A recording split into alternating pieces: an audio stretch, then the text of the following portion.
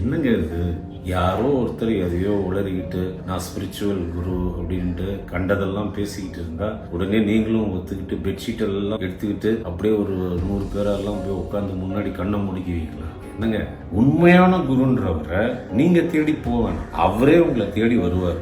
உங்களோட மீட்டிங் தானா நடக்கும். இப்படி டிவியில அட்வர்டைஸ்மெண்ட் கொடுத்துக்கிட்டு மைக்கெல்லாம் இப்படி வச்சுக்கிட்டு நான் உங்களுக்கு மெடிடேஷன் சொல்லித்தரேன், அது சொல்லித்தரேன், இப்படி எல்லாம். ஃபோர்மோஸ்ட் திங் என்னன்னா, உண்மையான குரு தன்னை வெளிப்படுத்திக்கவே மாட்டார். என்னங்க நீங்க அவ்வளோ காஞ்சி போய் கிடக்குறீங்க தியானம் பண்றதுக்கு? ஃபர்ஸ்ட் உங்களுக்கு நான் ஒன்று சொல்றேன், மெடிடேஷன் தியானம் அதுதான் உலகத்திலேயே ஈஸியான விஷயம். உலகத்துல இருக்கிற எல்லா மதங்களும் போதிக்கிறது கடவுள் உங்களுக்குள்ள இருக்கான்றது தான். உலகத்திலே ஈஸியான விஷயம் அப்படின்னா நம்ம ஈகோ தன்னால ஒத்துக்குமா? அதுக்கு நீங்க கஷ்டப்படணும், அதுக்கு இது பண்ணணும், உருளணும், பொருளணும், அப்படி அப்படி மந்திரம் சொல்லணும், இதுதான் அப்படின்னு உங்க மனசு சொல்றது தான் எல்லாம். இருக்கிறதுலே ஈஸி புத்தரோட டெக்னிக் தாங்க.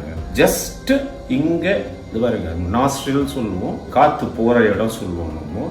அதுல உங்க நினைப்பை வைங்க. நீங்க மூச்சு இழுக்கிறது மூச்சு விடுறதெல்லாம் பத்தி கவலைப்படாதீங்க, அது தன்னால நடக்கும். நடுவுல வேற ஏதாவது நினைப்பு வந்தாலும் அதை அவாய்ட் பண்றதுக்கெல்லாம் முயற்சி பண்ணாதீங்க. அது பாட்டுக்கு வரும், கொஞ்ச நேரம் இருக்கும், அதுவே போயிடும். அப்புறம் மனசை நீங்களே திருப்பி இங்க கொண்டுருங்க. இதே தான் நீங்க பண்ணணும். காலங்கள் போக போக தன்னால மத்த தாட்டெல்லாம் நிக்க ஆரம்பிச்சிடும். இவ்வளவுதாங்க. புத்தர் இதான் சொல்றாரு, தானா நடக்கும். நீங்க இப்போ நீச்சல் குளத்துல குதிச்சா மாதிரி தான், அருவியில குதிச்சா மாதிரி தான். நீங்க ஸ்விம்மிங் பண்ணிக்கிட்டே இருந்தா ஒரு நாள் ஸ்விம்மிங் தன்னால வந்துடும். நான் ஒண்ணு சொல்லிக்கிறேன், இத மாற்று கருத்து உலகத்துல இருக்க யாராவது எனக்கு சொல்லுங்க அப்படின்னா நான் ஒத்துக்கிறேன். இதுக்கு மாற்று கருத்தே கிடையாது.